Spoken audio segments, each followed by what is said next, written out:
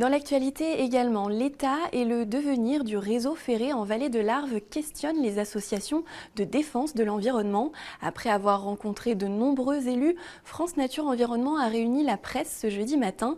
L'association espère faire entendre sa voix et ses revendications concernant la desserte des trains dans le secteur. Une voix qui a du mal à atteindre les décideurs dans le domaine. Plus de précisions avec Emmanuel Jaude.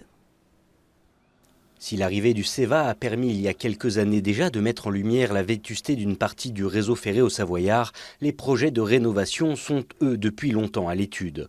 Des chantiers toujours prévus aujourd'hui, mais qui interrogent de plus en plus les associations, pour qui trouver des informations vérifiées est devenu bien difficile. C'est un projet de modernisation donc, entre La Roche-sur-Foron et Saint-Gervais qui date des années 2010.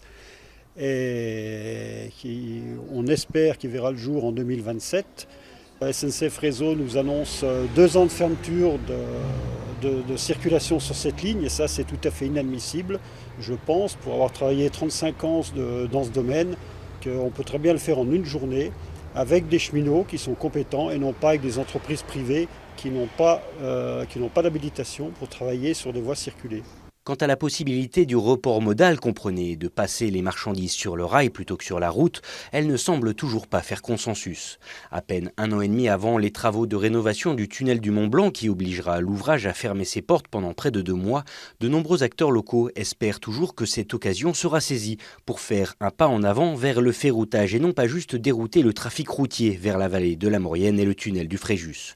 Une évolution qui pourrait débuter avec un système de bonus et de malus pour les transporteurs. Donc le malus, on pense qu'il est déjà payé puisque sur le péage du tunnel du Mont-Blanc, sur les bénéfices du tunnel du Mont-Blanc, il y a un fonds pour l'intermodalité qui récupère 20 millions d'euros par an, donc il y a des fonds. Et on préconise de donner un bonus aux entreprises qui choisiront de traverser les Alpes par le rail. Donc un bonus sur la tonne transportée par le rail, quel que soit le mode de transport par le rail, donc le transport de fret classique, un train de fret, le transport combiné où on transfère sur de la route vers le rail.